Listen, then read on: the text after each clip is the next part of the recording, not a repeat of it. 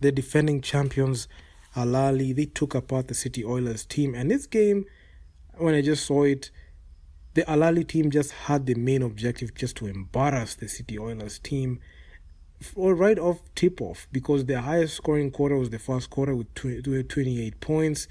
They added on with 25 points in the second, 26 points in the third, and 20 points at the fourth to finish this game 99-76. So the whole objective of Ahly was to defend home court and show the reason as to why they are the defending champions. And there's nothing that City Oilers could do at that point to be able to stop anything, because in every major a statistical category for the Ahly team, they were just leading on field goals. They shot 50% from the field, 61% on 2-point field goals, and 39% from deep.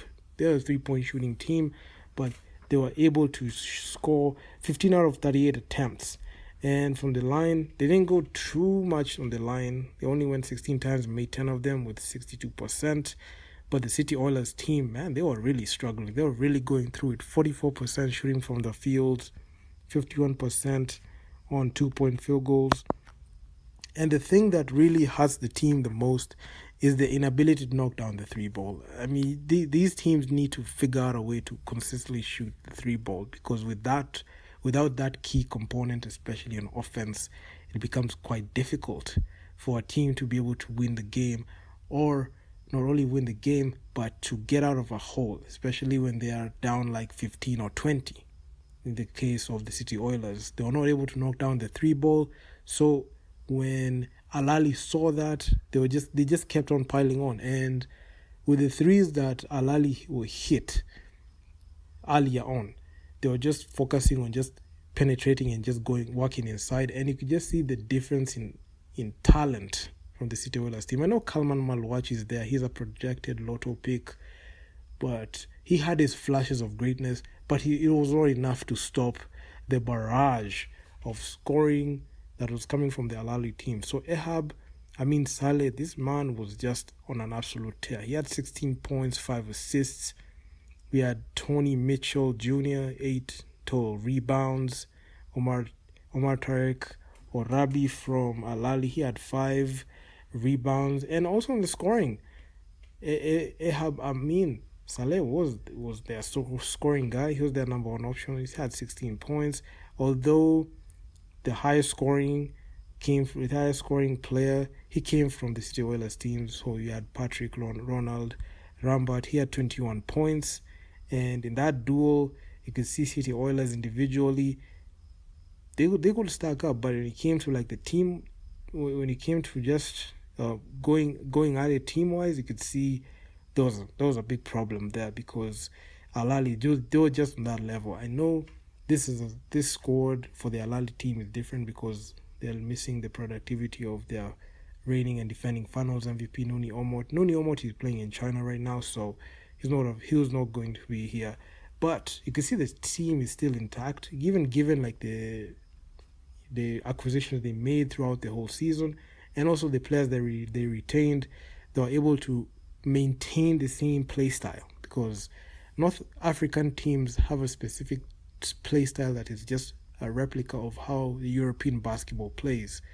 So teams like Morocco, Tunisia, Libya, and in this case Egypt, they just emulate how European basketball looks like. So a team like the City Oilers, a team that hails in East Africa from Uganda, it's actually quite difficult to be able to mount any type of game plan to be able to beat a team of that caliber, because the basketball rankings and the basketball levels, like Egypt, Tunisia, Morocco, Libya, they're just a tier above like all the other nations when it comes to basketball. I know Angola is there, and Angola are able to hold their weight very well, especially with Petro de Luanda, but the way the North African teams play basketball is so different from the other parts of the continent. But all I'm just saying is the defending champions just came in and just did a thorough